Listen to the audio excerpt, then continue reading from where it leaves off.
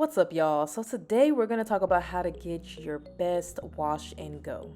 So I have a few thoughts on the hair typing system, but if we were going to put her hair in a category, it would be in the category type 4. So to start, I didn't get a chance to get this on camera, but I did shampoo her hair twice and condition it off camera, and that will give us a perfectly clean base.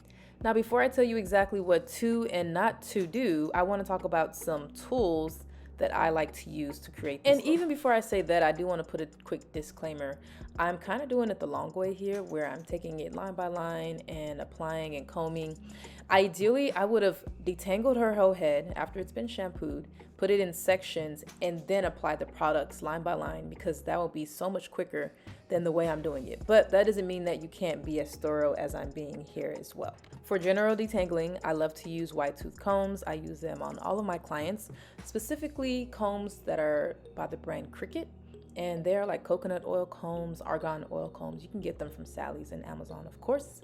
And I like the ones with the smaller teeth because they can rake through the hair easier than the one that's like super wide, because it's just flowing through your hair, not really catching any tangles. I also love using hair clamps, specifically these, because I don't know, I just like these. And I've been using them for many, many years. I get these from Sally's. Last but not least, it would be really good to have a brush on hand.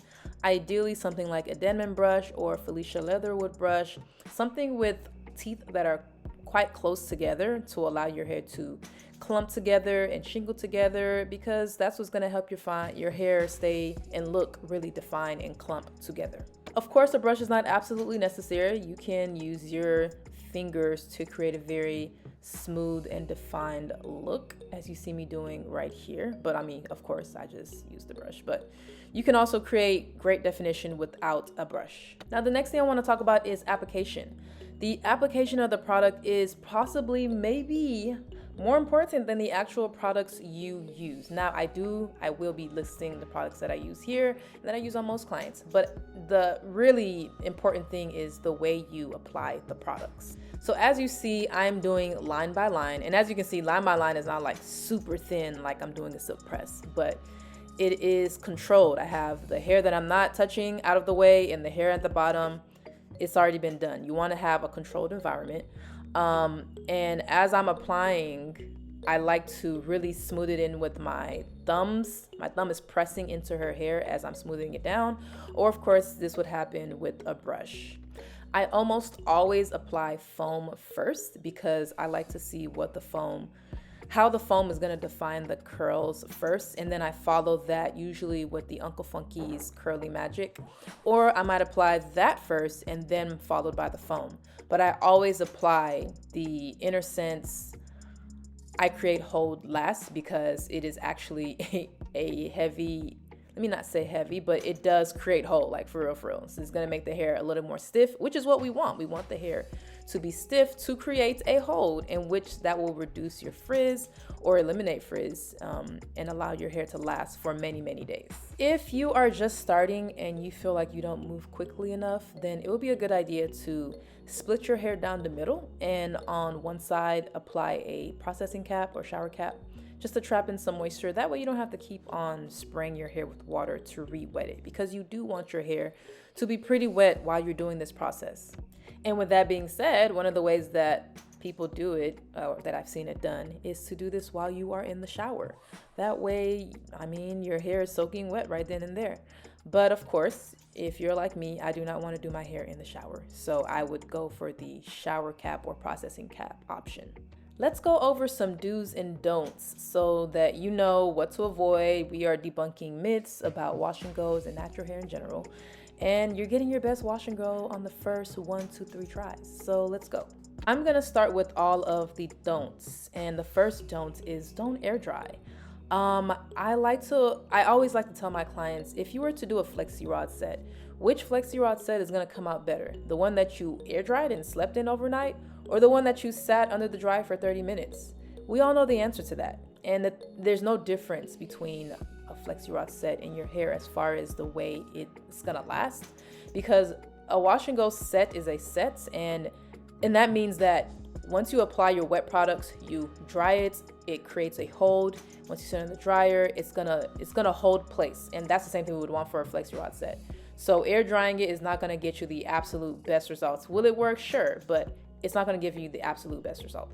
If you find that your wash and go is not as dense as you would like, do not rake through your hair because that's going to create frizz.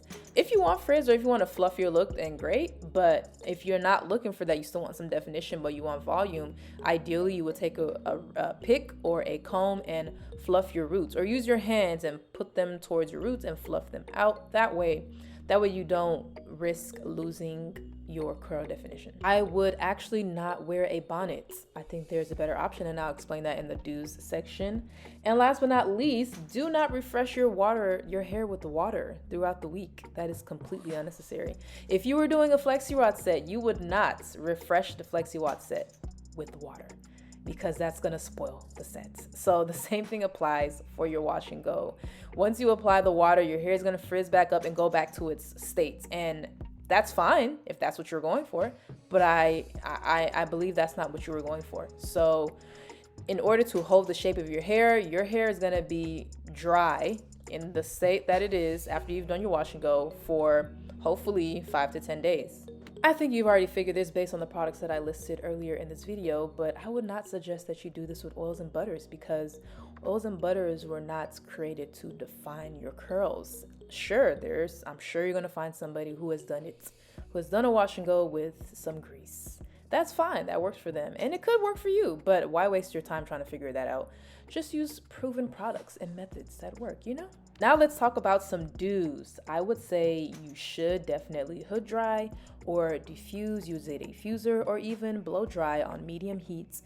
And the goal is to get your ends to have a cast. You want them to get kind of stiff, because that's what's going to create the hold, reduce the frizz, and allow your hair to last for many days. To follow that, maybe your hair got too stiff. No problem, just squeeze it. Squeeze your hair all over without separation, and that will break the cast of the gel, and it will create a very flexible look for your hair.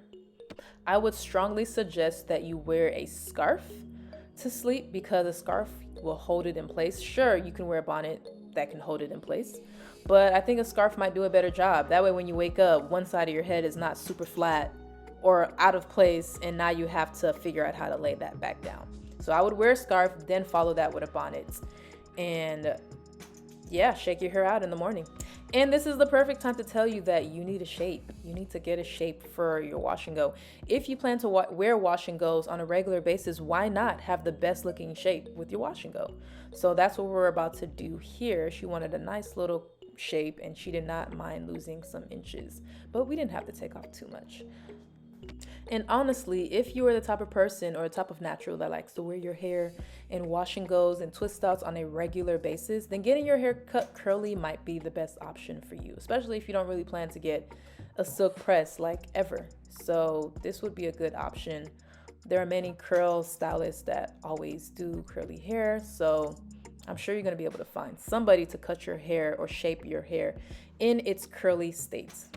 I would say if for some reason you went to sleep without a bonnet or scarf and your hair is looking kind of crazy when you wake up, I would probably reapply a little bit of water to reactivate the product, and I wouldn't rake, I would squeeze the water into my hair, or I would apply foam to add some more definition back into the hair and squeeze it into your hair. Or, work it in your hair with your thumbs, your fingers and your thumb, and that will help refresh it. Ideally, I would diffuse that section that you did, or use a dryer so that it dries quickly and that it forms in place. And the last thing I would say that you should do before you do a wash and go is clarify. You want to clarify any buildup that you've had from maybe a week or weeks of not shampooing your hair, because you're going to get the best wash and go if your hair is able to properly and fully absorb the products that are being applied to it.